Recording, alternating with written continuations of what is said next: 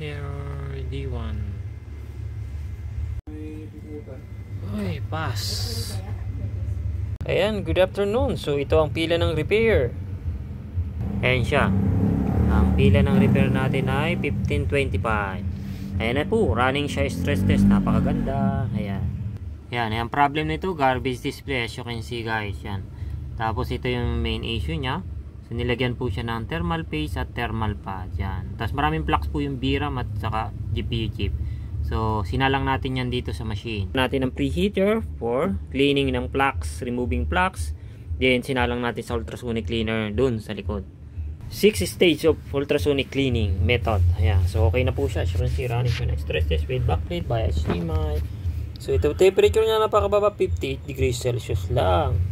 Ayan po, 3 digit CPS running for 1 hour and 21 minutes. Napabayaan po natin using 1080p. Ayan, baba lang ng temperature, as you can see. Pantay na pantay. Napakaganda, wala ng garbage display. Garbage display po ang issue nito. Napakaganda ng video card nito. I am amazed this video card, Aorus.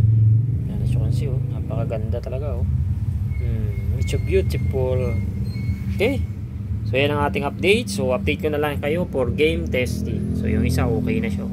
Game testing kanina pa. Okay.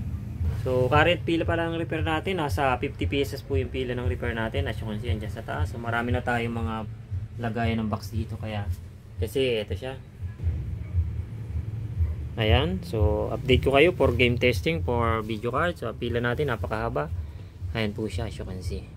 Nasa 50% po yan. Tapos gumawa na rin tayo ng bagong mga lagayan. Dikit-dikita na nga dito. Puro na tambak na. Yan. So yung ating technician, rest day as of today. Okay. So update ko kayo for game testing for this video ka. Okay. So ito na yung ating game testing, as you can see. Ayan. So running siya ng timer natin. So this is 141 minutes.